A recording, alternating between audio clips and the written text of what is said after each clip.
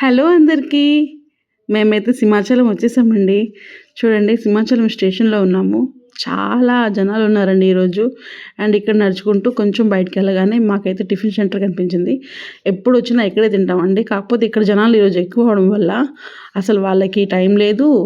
వాళ్ళు చూడట్లేదు చట్నీ అవన్నీ ఎలా ఉన్నాయో.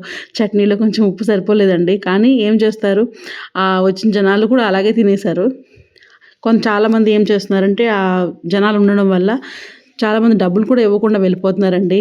వాళ్ళైతే కోపపడుతున్నారు, అంటే ఇలా చేయడం మంచిది కాదు అని. అయితే ఏదో రకంగా మేము నిల్చొని ఇంకా టిఫిన్ అయితే చేసామండి. దారిలో కూడా వెళ్తుంటే చాలా చాలా చాలా జనాలు, దారి లేదు అసలు. ప్రతి ఆటో అసలు బుకింగ్ అయిపోయాయి.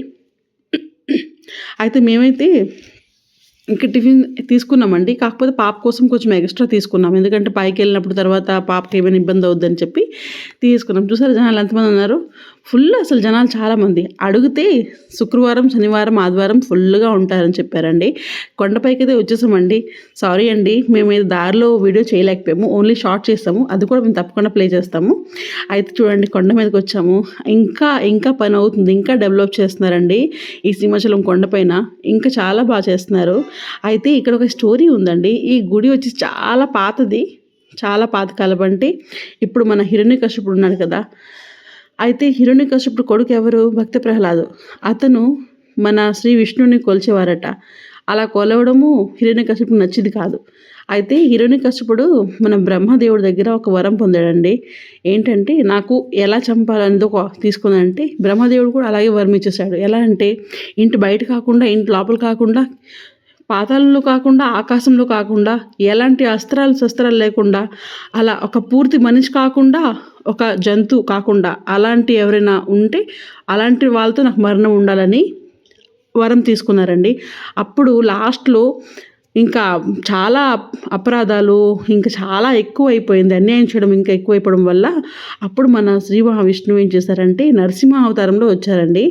వచ్చి ఆ హిరణ్యకశిపుడిని చంపారండి. ఆ గోల్తో, అంటే ఎలాంటి ఆయుధాలు లేకుండా ఆ గోల్తో చంపారు.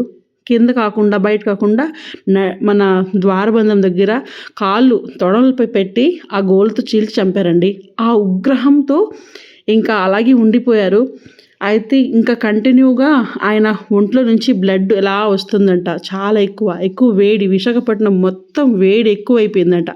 అయితే రామానుజాచార్యులు చెప్పారనమాట, ఈయన వరాహ లక్ష్మీ నరసింహ స్వామి అవతారం.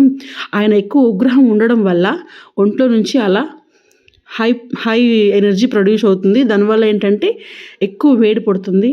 ఇతనికి గంధం పూయండి, ఎక్కువ గంధం, చాలా ఎక్కువగా. సో అలా ఇక్కడ మన గంధం పూయడం వల్ల ఏంటంటే సింహదరప్పన్న పేరుతో కూడా ఇక్కడ పిలుస్తారండి. దూరం నుంచి చూస్తే సింహదరప్పన్న స్వామి ఒక లింగం ఆకారంలో ఉంటారు. అందులో వరహ అవతారంలో కనిపిస్తారండి మనకి. సో ఇక్కడైతే చాలామంది ఇక్కడ తులసి మాలలు, బంతి మాలలు పెడతారండి. చామంతి పూలు అన్నీ అమ్ముతున్నారు చూడండి.